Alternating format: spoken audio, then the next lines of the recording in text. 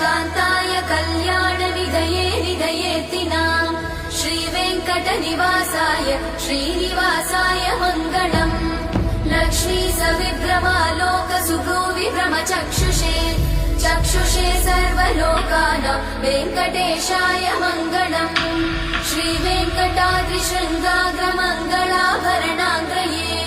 मङ्गलानां निवासाय श्रीनिवासाय मङ्गलम् सर्वावयव सौन्दर्य सम्पदा सर्वचेतसां सदा सम्मोहनायास्तु वेङ्कटेशाय मङ्गलम् नित्याय निरवध्याय सत्यानन्दचिदात्मने